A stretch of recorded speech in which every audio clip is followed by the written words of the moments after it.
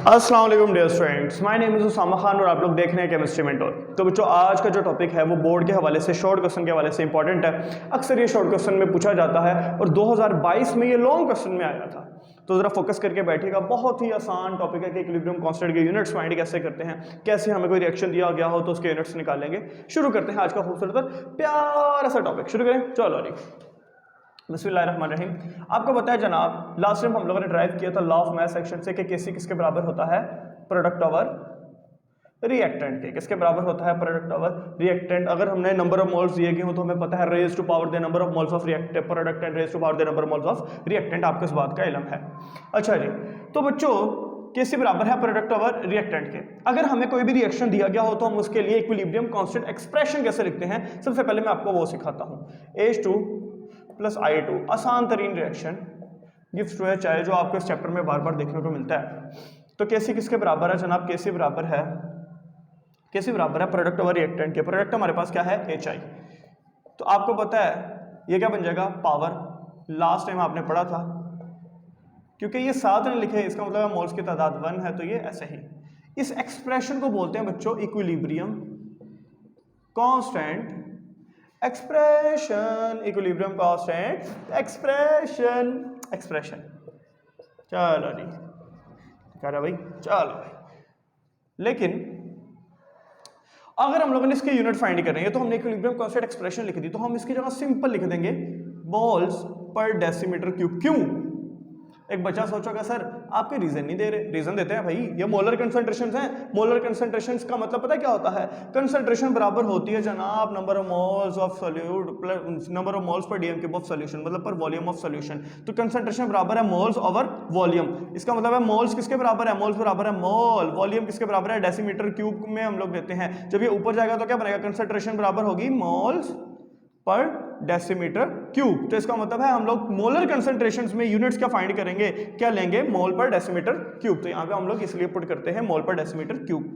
ठीक है जी, यहाँ पे क्या आएगा, मोल्स पर डेसीमीटर क्यूब। यहाँ पे भी क्या आएगा, मोल्स पर डेसीमीटर क्यूब। ठीक है जी, ये इसके साथ कैंसिल, ये इसके साथ कैंसिल। इसका मतलब है केसी हैज नो यूनिट्स। यस और नो? यस, आई समझ। चलो बच्चों एक और एग्जांपल करते हैं। 2-3 एग्जाम्पल्स करवाऊंगा, अच्छे से प्रैक्टिस करवाऊंगा, फिर आप लोगों ने खुद भी प्रैक्टिस करनी है। ठीक है जी। N2 plus 3H2 gives 2NH3। इसकी प्रैक्टिस करते हैं। अच्छा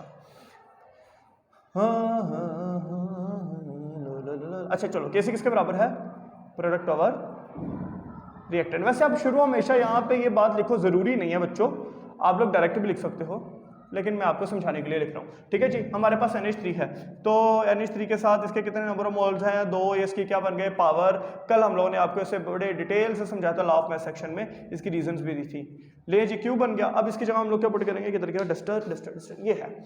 तो जी अब हम इसकी जगह क्या पुट करेंगे, इसकी जगह इसके यूनिट्स पुट करेंगे।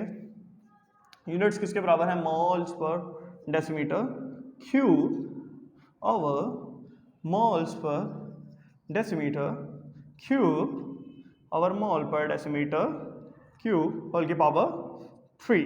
ठीक है जी, ये 3 2 के साथ कैंसिल। तो पीछे क्या बचा, पीछे बचा जनाब K C is equal to 1 over moles per decimetre cube over mole per decimetre cube. Yes और नो? यस। आ रहा समझ के, नहीं आ रहा? आसान सी बात है। आपको कैसे भी क्या लो लेवल बातें करें आप लोग। ये है 1, इसकी पावर है 1। मैथमेटिक्स का रूल है, बेसिस सेम हो तो पावर्स ऐड हो जाती हैं, लेकिन अगर दो चीजें प्रोडक्ट मतलब मल्टीप्लाई हो रही हो तो ये मल्टीप्लाई हो रही है आपस में। तो जनाब हम बेसिस सेम है, पावर्स ऐड है, पावर्स ऐड कर लेंगे, सिंपल सी बात है। मोल 1 + 1 कितनी पावर, 2। -3 क्या हो गया, -6। ये रेसिप्रोकल इक्वेशन में जब ऊपर जाएगा तो केसी के यूनिट्स क्या आएंगे, केसी के यूनिट्स आएंगे मोल -2 dm + 6। यस और नो? यस। एक बच्चा कहता है कि सर हमें कैसे पता चलेगा कब यूनिट्स केसी के होंगे, कब यूनिट्स नहीं होंगे। बड़ा अच्छा सवाल। आओ बच्चों इसका एक ट्रिक बताते हैं, ट्रिक करते हैं, मजेदार ट्रिक फॉर यूनिट्स। ठीक है जी, ट्रिक टू फाइंड यूनिट्स। देखो बच्चों, अगर कोई भी रिएक्शन है, मिसाल के तौर पे X2 H2 + I2 gives 2HI। आपने इसके नंबर मोल्स देखने हैं, एक, इसके नंबर मोल्स हैं एक, इसके हैं 2, 2, इसके 2, ये प्लस और उधर जाके क्या होगा माइनस 2 माइनस 2। अगर आंसर 0 आ गया, इसका मतलब है अगर आंसर 2 माइनस 2 आंसर क्या आया 0, अगर आंसर 0 आ जाए इसका मतलब यह है कि केसी के कोई यूनिट्स नहीं होंगे, केसी कोई यूनिट्स नहीं होंगे। लेकिन अगर ऐसा हो a into plus 3h2 gives 2NH3, इसके मोल्स की तादाद 1, 1 प्लस 3 आंसर क्या आएगा 4, इसके मोल्स की तादाद 2, 4 2 प्लस हो रहा है उधर लगेगा माइनस, तो आंसर क्या आएगा, आंसर आएगा जनाब 2। इसका मतलब है इसके यूनिट्स की तादाद है, इसका मतलब है अगर मोल्स की तादाद, अगर मोल्स का सम 0 के बराबर हो जाए, सम 0 के बराबर हो जाए तो हम कहेंगे जनाब, या मोल्स अगर 0 के बराबर आ जाए तो हम कहेंगे कि इसी के यूनिट्स नहीं होंगे। जैसे इस रिएक्शन में है, एक और रिएक्शन करता हूं, मिसाल के तौर पे SO2 plus O2 give two SO3 contact process, इसमें मोल्स की तादाद 2, इसमें 1, इसमें 2, 3 माइनस 2, इसका मतलब है पीछे का बच्चा 1, इसका मतलब है कि जनाब इसके यूनिट्स की तादाद है। यस और नो? यस। आ रहा है समझ के, नहीं आ रहा, फील हो रहा है कि नहीं हो रहा? दोबारा करते हैं, एक और एग्जांपल सर, एक और एग्जांपल करें, ठीक है जी। 2NO प्लस O2 तो हमारे पास क्या बनेगा 2NO2, ठीक है, हाँ सही है, 2 टू 4, हाँ 2 1 2 2 4, ठीक है सही है, परफेक्ट है। अच्छा, तो अब इसके केसी की यूनिट्स की तादाद निकालते हैं। यूनिट्स की तादाद के कैसे पता चलेगा, 2 प्लस 1 2 3 माइनस 2, आंसर क्या आएगा 1, इसका मतलब है इसका कोई ना कोई यूनिट्स जरूर होंगे। यस और नो? यस। याद रखना बच्चों, जब मोल्स बराबर हो दोनों साइड पे तो याद रखना केसी के यूनिट्स नहीं होते। अगर मोल्स, मतलब मैंने सिंपली समझा दिया, अगर 0 हो तो केसी के यूनिट्स नहीं होते, अगर मोल्स 0 के बराबर ना हो तो केसी के यूनिट्स होते हैं। ये हमारे पास ट्रिक है फाइंड करने का। क्लियर है? यस और नो? यस।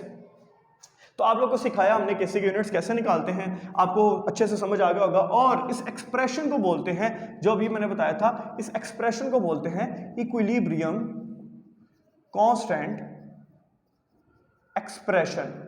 बेटा जो अभी मैंने 2 क्वेश्चंस किए थे, H2 प्लस I2 का निकाला था और हैबिट्स प्रोसेस वाला निकाला था, 2022 का लॉन्ग क्वेश्चन था ये, ठीक है। इसे अच्छे से प्रैक्टिस करें। टेस्ट योर सेल्फ में 2-3 क्वेश्चन दिए गए, क्वेश्चन नंबर 2 और 3 आई होप सो, वो आप लोगों ने अच्छे से प्रैक्टिस करने हैं और इसकी अच्छे से प्रैक्टिस करें। अपने घर वालों का ख्याल रखें और अच्छे से पढ़ते रहें। अल्लाह हाफिज़, पाकिस्तान जिंदाबाद।